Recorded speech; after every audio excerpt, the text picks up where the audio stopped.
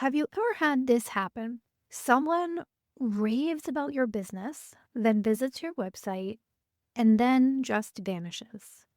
No inquiry, no booking, no email, nothing. You're not alone. And here's a truth. Your website might be working against you. Today, I want to break down 5 website gaps that might be turning away paying clients right now.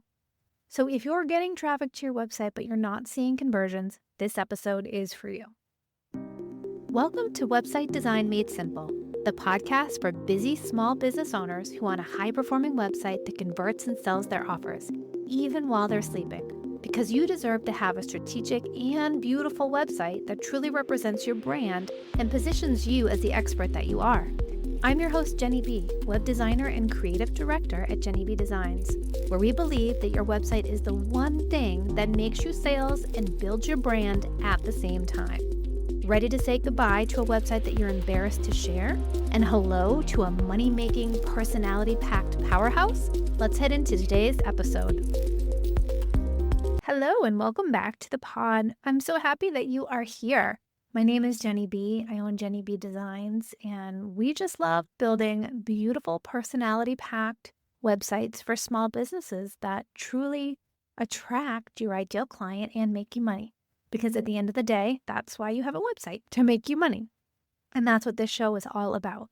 Today, I want to talk about those 5 website gaps that could be killing potential sales. The first one that I want to talk about is the one that pertains to having that false sense of security that you're getting so much traffic and that everything is going well. But if it's not converting, that traffic, the amount of traffic that you're actually getting, doesn't really matter. If you are just focusing on getting visitors to your website and not paying attention to how many people are actually converting, and by that I mean actually taking the action to do the thing that you want them to do, book that consultation call or buy your product or buy your service, then you are missing the bigger picture. And it's always kind of like the chicken and the egg, right? Because when you design a website that converts, that's step number 1. But then step number 2 is that you've got to get out there and market and drive traffic to that site. The thing that I see happening is that so many small business owners pay attention to driving that traffic. They're out there marketing, they're networking, talking to people, posting on social media, and driving that traffic. But what they fail to do is have a website that's actually built to convert. So if you're having tons of website visitors, that really means nothing if they're leaving without taking action. I just worked with a mindfulness coach, and she had done a fair amount of networking herself, and she had built her own website. We worked together on a website audit, and then she hired me to make some changes to her site to give it a little bit of a refresh. It wasn't an entirely new rebuild, but it was a refresh, focusing on what we found out during the audit and making changes to make it a bit more conversion friendly and to guide people to taking the action that she wanted it to take. She checked in with me 2 weeks after we worked together and told me that the amount of conversion she's had on the website has doubled. And she's doubled the increase in page views for her site, which means that people are coming to her website, staying longer, reading more pages, and filling out that contact form. She doesn't have high traffic, but the traffic that she was getting wasn't converting. And after we worked together to make those changes, her website was a little bit more strategic, conversion focused. And this is the concept of website leaks that drain your potential revenue. These are your website gaps and things that we can do to fix them so that you can have more conversions and make more money with your website.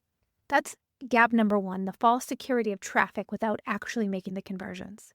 The second one is the forms. Traditional contact forms, I truly believe, are a conversion killer. When someone comes to your website, and if it is built strategically, the journey is guiding people to that contact page to reach out. They're ready to make something happen. We all have short attention spans, and I think we want things immediately, especially with Amazon Prime coming in sometimes within the day. We want things immediately. And when someone is ready to work with you, They want to reach out and they want to make it happen. They want to schedule that call if that call is what you need to do to have a chat before they can actually decide to work with you. The last thing that they want to do is fill out a form, wait for you to get back to them, and then schedule the call. Because sometimes by the time you get back to them, they've already moved on to someone else who's already been able to schedule the call. Unfortunately, it's just how today is. Everyone wants things immediately, immediate gratification. And I truly believe that the less friction that you can have in your consultation process, the better. You want to remove anything that gets in the way. If you have a consultation call, I highly suggest that you have a process that someone can book that consultation call right on your contact page. Or if you want to get some information from them before they schedule the call, consider automating the process. Ask a few questions, but not too many, because when you ask too many questions, people don't fill out your form. So ask a few questions. If you need to qualify them, go ahead and qualify them. And then perhaps set up an automation that says if someone answers this question this way, then they will get a link to book a call. If they didn't, they won't get that link. There are ways to automate the process so it happens immediately. But you want to make sure that you are removing the friction. Have direct booking links, simplified contact forms, and always on that contact page, have an alternative contact method. Because sometimes people just don't want to fill out the form, but they want to get in contact with you. Make sure your email address is always listed on that contact page. So that's number 2. One of the website gaps is the problem with forms, your contact page, and actually having a form. I know this is a topic that is hot button, and some people don't want to have a scheduler, but I truly believe that you should. I even did a whole episode about this, why you shouldn't use forms on your website if you want more conversions, episode 49, if you want to go back and listen. Gap number 3 is having unanswered questions on your website. This is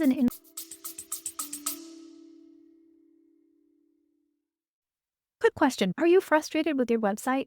Not sure why it isn't converting? I would love to help. That's why I offer my website coaching calls. In just 50 minutes, we'll uncover what's holding your site back and create a plan to fix it. Whether you need help with design, content, or strategy, I'll give you the clear steps to move forward.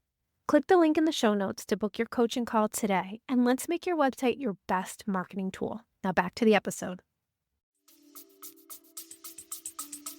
Information gap that leaves your potential clients confused. Your website visitor shouldn't have to feel like a detective trying to figure out what you offer. When they land on your website, your hero section should be abundantly clear what you do, how you help, how you make someone's life better, and how they can work with you. That call to action. They should know that they are in the right place and that you are the person that can solve the problems that they have.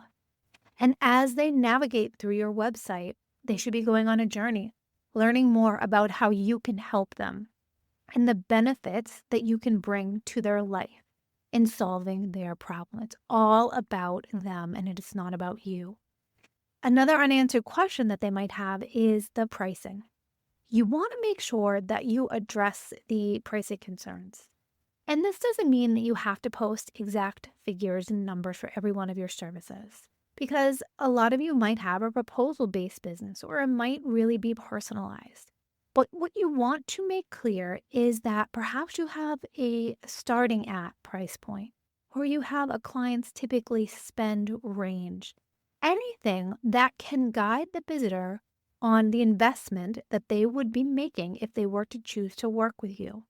This is so important because it is, number 1, being transparent, which I believe is more important than ever.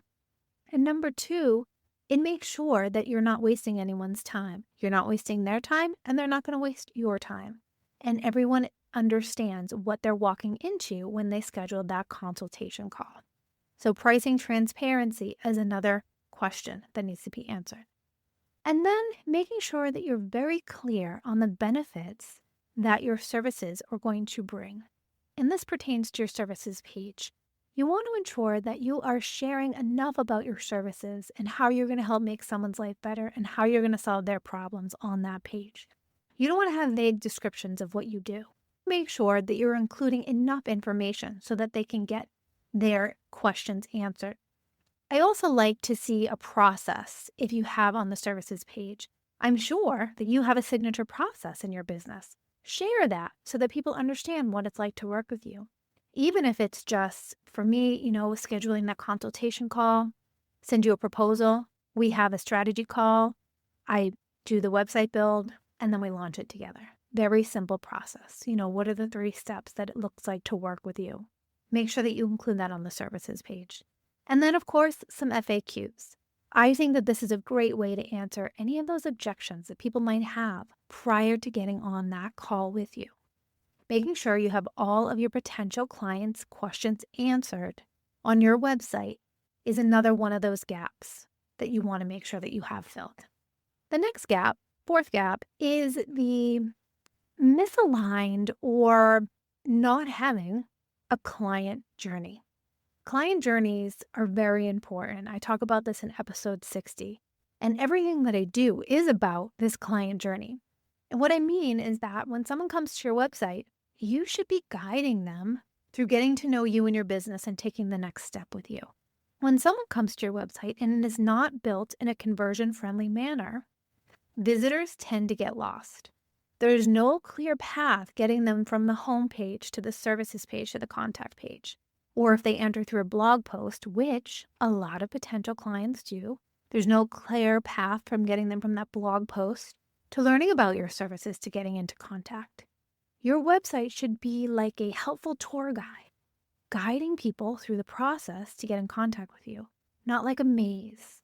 You want to make sure that you have calls to action throughout every single page and strategically placed so that you are guiding them to the next step in the process. When someone comes to your website and they are unclear on that journey, that creates that decision fatigue. People are unclear what they should do, and sometimes they just leave. And if you don't have a next step, if there are dead ends on your website, and by this I mean if you get to the bottom of a page and there's no button guiding the person to the next place, again, people seem to be unclear. What do you want me to do? And sometimes they just leave. Understanding your customer journey and making sure your website is aligned with this is a gap that you need to fix in order to get more sales on your website. And the final gap pertains to your mobile cell phone experience. More clients come to your website on mobile versus desktop. You can find this out if you look at your analytics. I typically tend to use Google Analytics for a lot of my clients. And most of my clients, more people come to their website from mobile versus desktop. However, what I found that this is not true is those clients, and myself included, who work in creative fields. A lot of my interior designers, my photographers, and myself as a website designer, we actually have more visitors on desktop than mobile, but it is closer to that 50-50 mark. I just wanted to put that out there. It does sometimes depend on your industry. But that said, a lot of people are coming on their mobile phone. And you want to make sure that your website is optimized for mobile, because if you don't, you're literally throwing away money. People can get what they want to do. They can't make things happen. If the mobile loads slowly, if there is tiny text, if the navigation doesn't work, if when you click on something, the links don't work, or when you click on a menu item, you can't actually get to the page. Or if you are trying to read something and the text is over an image and it doesn't look like that on desktop, that's frustrating. And visitors on their phone are there to take action. They're in a different state of mind. They're not in there to browse and look at these beautiful images on your website and truly get a sense of your brand essence like they would be if they were on desktop. They're there to make something happen, to get the information that they need and take the next step. They want a quicker user experience. What I do for a lot of my builds on the mobile side is that I sometimes remove some of the images. On the desktop, a lot of times we have beautiful images that truly bring out that brand personality. But when you're on a mobile, you don't want someone having to scroll through a long page of lots of images. Yes, some images are good, to get that emotional connection, but you don't need a lot. And when you're on your phone, on a website, you want to take action. So look at your website on your cell phone. How does it load? What does the text look like? Can you navigate where you want to go? Are there buttons taking people to take the next step? And look at the images and just look at the entire experience. Is there anything that you can do to make it a little bit more optimized? That is the fifth website gap that I find could be costing you some sales. Now, I just shared these 5 different gaps, and I want to give you some solutions to fix these revenue draining areas. The first one is look at your forms, look at that contact page. Think about, do you need to use a form? Can you use a scheduler? Or if you want the form first, can you integrate a schedule on the back end so it happens automatically? What can you do to get them to their end goal a little sooner? In terms of your content, read through your site. Think about questions that someone might have. And does your website answer those questions? And if not, add some copy. Maybe add an FAQ to your sales page or services page to answer those questions, to be a little bit more clear. As you're reading that content, think about the journey that your visitors are going on. Do you have enough calls to action? Are you leading them to that contact page to take that action? And then finally, look at your website from your cell phone. Mobile optimization. What can you do? What can you remove from the mobile experience to make it perform better? And there you have it. Those are the 5 website gaps that could be costing you sales. Recap. The false sense of security of having all this traffic, but it's not actually converting. The second one would be the problem with your forms, and if you want to have a form in the first place. Third is unanswered questions. Fourth is misaligned or no client journey at all. And fifth is the mobile experience. I hope this was helpful. I truly aim to help you make small, simple tweaks on your website so that they can be more conversion focused and you can get more clients from your website and in turn make more money. And if you are listening to this and think that perhaps you do have some of these gaps but aren't sure what to do next, I encourage you to reach out and book a website audit with me. We can look at your website, identify some of these gaps, and I will outline for you an exact plan of action that you yourself or a VA or a marketing assistant or even myself can help you implement to make your website a little bit more strategic. Thank you so much for listening, and I will talk to you next time.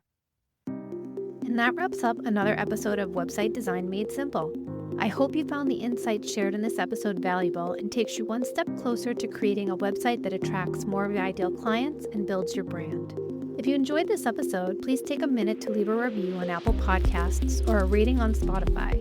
Your review will help us reach more small business owners like you who are ready to make more money with their website. Thank you so much for listening, and I'll see you in the next episode.